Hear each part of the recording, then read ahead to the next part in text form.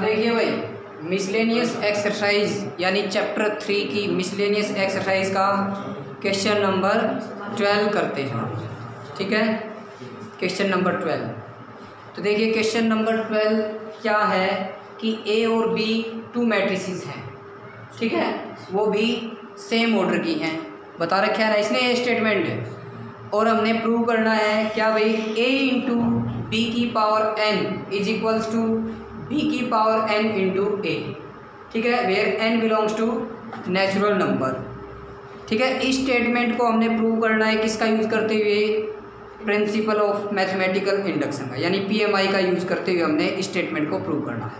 Further फिर उसके अलावा हमने किसको प्रूव करना है, ए बी कंप्लीट की power N is equals to A की पावर एन इंटू बी की पावर एन। ठीक है, यानी ये दोनों रिजल्ट्स हमने प्रूव करने हैं। ठीक है, किसका यूज़ करते हुए भाई, पीएमआई का यानी प्रिंसिपल ऑफ मैथमेटिकल इंडक्शन का। इंपॉर्टेंट क्वेश्चन है, देखिए क्वेश्चन नंबर 12। गिवन ए और बी दो मैट्रिसेस है सेम ऑर्डर, और एक चीज हमें गिवन है A B is equals to क्या बोलिए, बी ए। ये चीज हमें दे रखी है। फर्स्ट पार्ट बना देता हूं। वी प्रूव दैट क्या भाई, ए बी कंप्लीट की पावर क्या भाई, N is equals to B की पावर एन। ये ऐसे था ना, ए इंटू बी की power N is equals to B की पावर एन इंटू ए। ये प्रूव करना है ना, देख लो एक बार। और एन बिलोंग्स टू क्या है, नेचुरल। पीएमआई का अगर यूज करना है, इसको हमने सभी नेचुरल नंबर के लिए अगर ये left hand side right hand side के इक्वल लेके आनी है, तो पीएमआई के देखो 3 स्टेप्स हैं। पहले 1 फिर के प्लस 1 रखना है। ठीक है, तो सबसे पहले when put n is equals to 1, इसमें n की जगह 1 पुट किया, वी है या वी गेट। तो देखिए क्या आएगा, a इंटू बी की पावर क्या होगा 1 इज इक्वल्स टू बी की पावर 1 इंटू ए।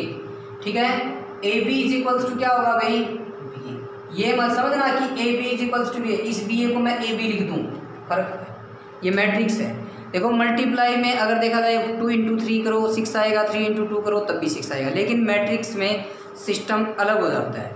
ए इंटू बी की मल्टीप्लाई कुछ अलग होगी, कि ऑब्वियस सी बात है, ए मैट्रिक्स का ऑर्डर मान लो 2 इंटू 3 है और बी मैट्रिक्स का ऑर्डर क्या है 3 इंटू 2, तो दोनों की मल्टीप्लाई होगी, ऑर्डर क्या आएगा 2 इंटू 2 आएगा। और जब मैं बी ए निकालूँ, बी मैट्रिक्स का ऑर्डर क्या है 3 इंटू 2 और ए मैट्रिक्स का ऑर्डर क्या है 2 इंटू 3, तो दोनों की मल्टीप्लाई करेंगे, ऑर्डर क्या आएगा 3 इंटू 3, दोनों चेंज होगी ना।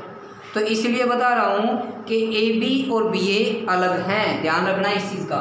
ठीक है, तो देखिए अब A B is equals to, क्या मैं इस बी ए की जगह ए बी नहीं रख सकता, ऊपर दे रखे है ना, तो यहाँ पे रख दिया बी की जगह ए बी। सिंस में लिख सकते हो कि A B is equals to क्या है भाई, बी। तो ट्रू हो गया नहीं, which is a true for N is equals to 1। ठीक है, नेक्स्ट स्टेप क्या था भाई, let us assume that n is equals to k and this result is true, क्योंकि ये रिजल्ट हम मान के चलते हैं कि ये ट्रू है भाई, रिजल्ट इज ट्रू। तो देखिए भाई n की जगह जब मैंने यहाँ पे k रखा तो क्या आया, बोलिए a इंटू बी की power k is equals to B की पावर k इंटू a। इसको इक्वेशन नंबर 1 बना। अब इसका यूज़ करेंगे थर्ड स्टेप के अंदर। ठीक है, नेक्स्ट स्टेप क्या था भाई, consider n is equals to k plus 1। n की जगह अब इसमें k प्लस 1 रखिए, तो बोलिए क्या आएगा, a इंटू बी की power k plus 1 is equals to B की power k plus 1 into A. ठीक है, अब यहाँ से क्या करते थे, लेफ्ट हैंड साइड देखते थे। ठीक है, तो टेकिंग LHS यानी लेफ्ट हैंड साइड, तो लेफ्ट हैंड साइड देखो क्या है, a इंटू बी की पावर k प्लस 1। अब इसको तोड़ते हैं इस तरीके से ताकि ये वैल्यू मेरी यूज़ हो जाए थर्ड स्टेप के अंदर। तो यहाँ पे क्या बोलिए, a इंटू बी की पावर k, तो a इंटू बी की पावर k बनना चाहिए, तो मैं b की पावर k प्लस 1 उसको तोड़ दूंगा भाई, b की पावर k इंटू बी की पावर 1।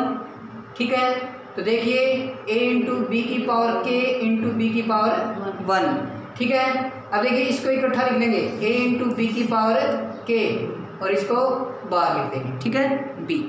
अब देखो a इंटू बी की पावर k है, इसको क्या लिख सकते हैं, b की पावर k इंटू a लिख सकते हैं, इंटू में a और इंटू में क्या हो गया भाई b।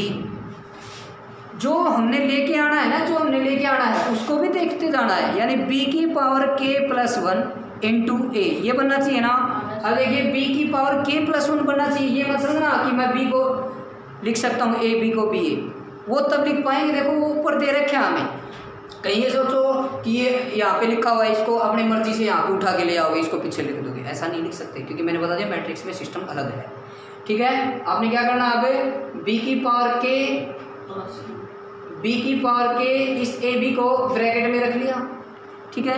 अब हमें दे रखा है कि ए बी किसके इक्वल है भाई, ऊपर बी ए के, तो यहाँ पे ए बी की जगह क्या रख दोगे, बोलो बी ए, ठीक है। सिंस में यहाँ पे लिख देना क्या भाई A B is equal to क्या है भाई बी ए, ठीक है। अब देखिए बी की पावर के इंटू बी, इसको इकट्ठा लिख सकते हैं और इंटू में ए, ये क्या बन गया बी की पावर के plus 1 into A, this is right hand. बोलो समझ में आया? तो बिल्कुल इजी था, बस ये स्टेप्स देख लेना जिसको हमने प्रूव करना है। सबसे पहले तो हमने क्या रखना है, n इज इक्वल्स टू 1, फिर n is equals to k, फिर n is equals to k plus 1। जब ये थर्ड स्टेप है ना, मेन पार्ट तो ये तो आराम से कर लेते हो आप, ये तो n इज इक्वल्स टू 1 रख दिया, इजीली प्रूव हो जाता है ये भी, ठीक है, या मान के ही चलते हैं। थर्ड स्टेप इसका मेन पार्ट, थर्ड स्टेप में देखना उसकी लेफ्ट हैंड साइड लेना और लेफ्ट हैंड साइड को इस तरीके से तोड़ना ताकि ये जो इक्वेशन 1 है ये यहाँ पे यूज हो जाए, ठीक है। और फिर इसको सोल्व करते जाओ और उसकी राइट हैंड साइड जो लेके आनी थी ना थर्ड स्टेप की, उसको भी देखते जाओ यहाँ पे। जैसे कि यहाँ पे a इंटू बी की पावर k इंटू बी आ गया, ठीक है। a इंटू बी की पावर k की जगह ये वैल्यू रख दी b की पावर k इंटू a। अब मैंने देखा कि मेरा बनना चाहिए b की पावर k प्लस 1, अब यहाँ पे आ गया b की power k into A B, ये आ गया ना b की power k into A B. अब मैं b को अपनी मर्जी से यहाँ पे तो शिफ्ट नहीं कर सकता, तो मैंने ए बी को किस में कन्वर्ट करना पड़ेगा, बी ए में। मैंने तुरंत देखा हाँ ये दे रखा है अभी A B is equals to B, तो मैंने ए बी की जगह क्या रख दिया बी ए, फिर दोनों को यहाँ पे इकट्ठा लिख लिया, ठीक है। इनका बेस सेम हो गया, पावर ऐड हो गई, b की पावर k प्लस 1 इंटू ए आ गया, यही राइट हैंड साइड थी, ठीक है। तो ये हमने फर्स्ट पार्ट को प्रूव कर दिया। इसी में ही आगे ये भी बोल रखा है ए बी कंप्लीट की पावर n है वो किसकी इक्वल आए, a की पावर n इंटू बी की पावर n, ठीक है। तो देखिए इसको और करते हैं सेकंड पार्ट को। और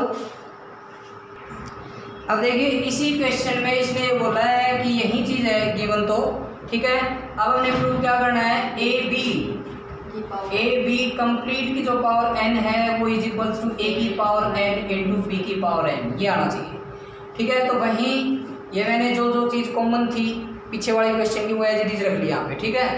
देखिए when put n is equals to 1 रखा, तो देखिए ध्यान से क्या आएगा, a b की power 1 is equals to a की पावर 1 और b की पावर 1, यानी a b is equals to क्या आ गया भाई a b, ठीक है। a b is equals to a b which is true for n is equals to 1, इसकी जरूरत ही नहीं पड़ेगी, ये डायरेक्टली हो गया, ठीक है।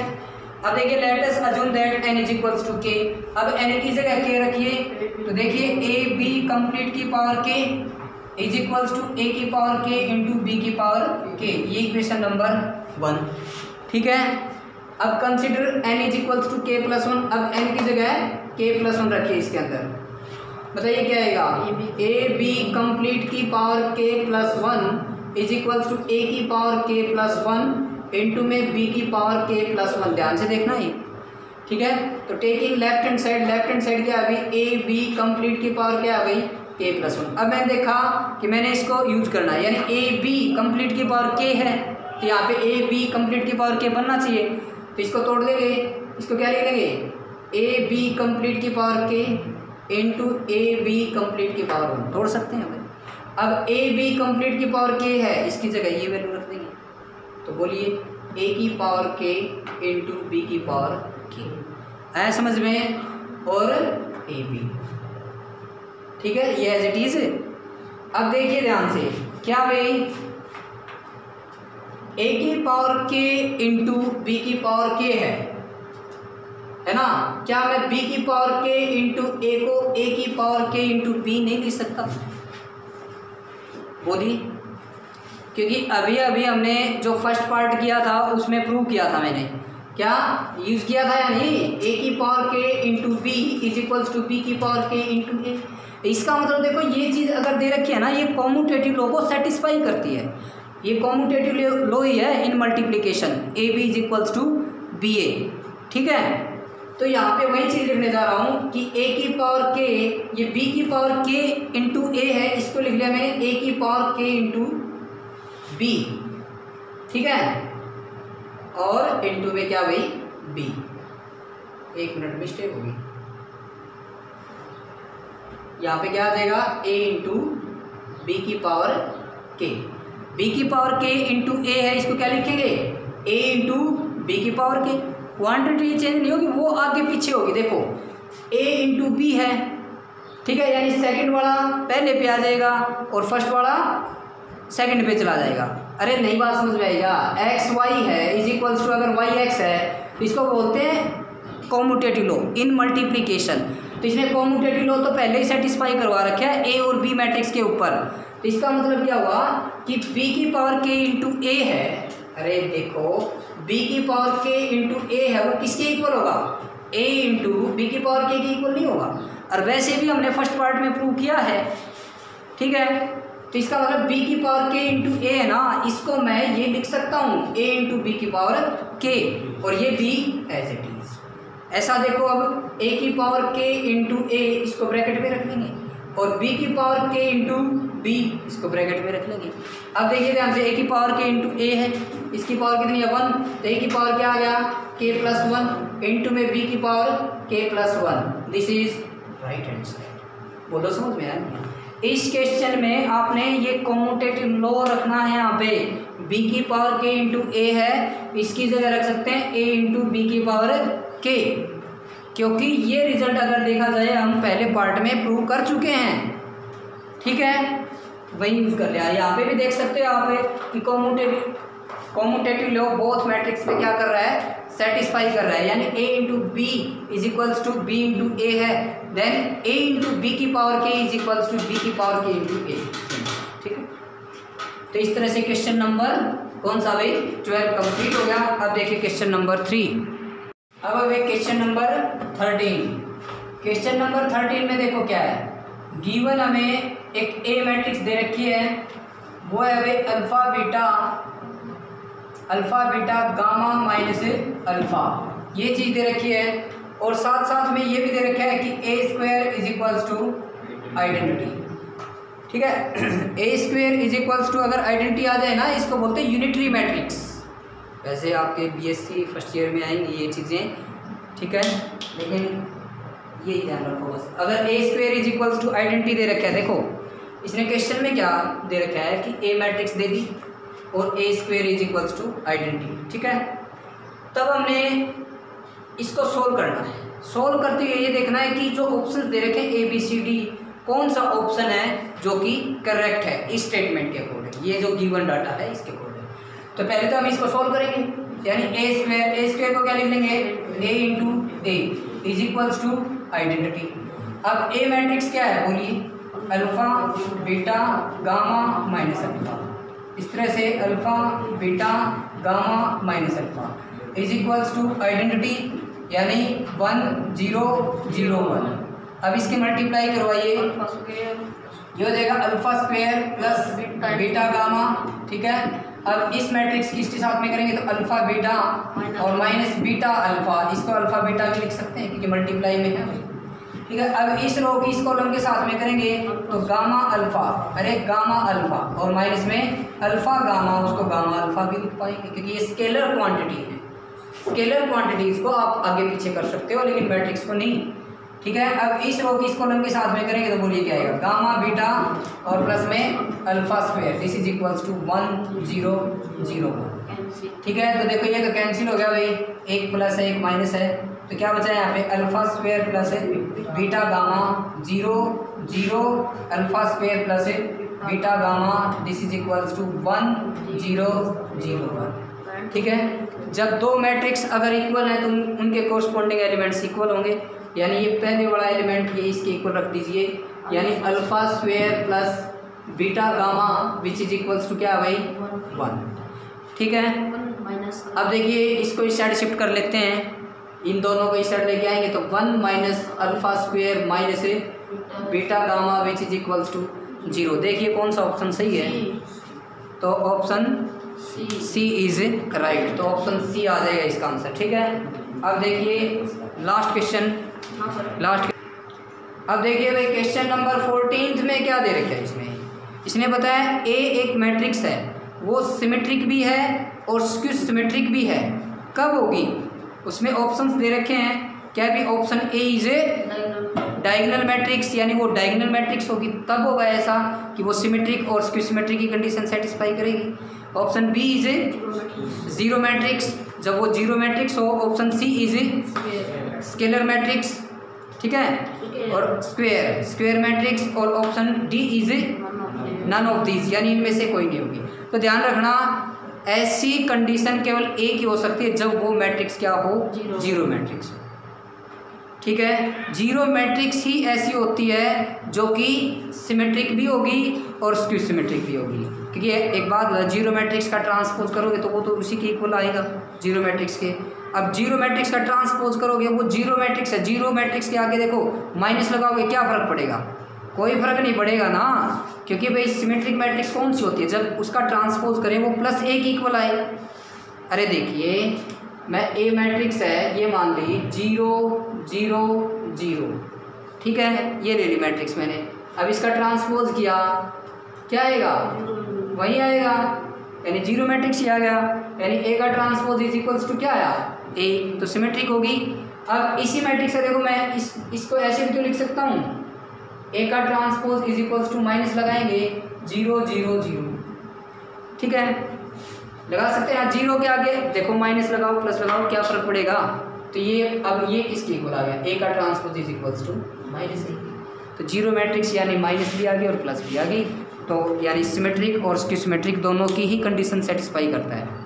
तो ध्यान रखना जब कोई मैट्रिक्स ये कहे कोई मैट्रिक्स है, अगर वो सिमेट्रिक और स्क्यू सिमेट्रिक दोनों ही बोल रहा है, तब ऐसी कंडीशन केवल एक ही मैट्रिक्स, यानी वो मैट्रिक्स क्या होनी चाहिए, जीरो मैट्रिक्स होनी चाहिए, तभी वो सिमेट्रिक और स्क्यू सिमेट्रिक हो। तो क्वेश्चन नंबर 14 कंप्लीट, ये क्वेश्चन नंबर 14 था हमारा। अब आ गया हमारा लास्ट क्वेश्चन पे, ठीक है, लास्ट क्वेश्चन को करते हैं।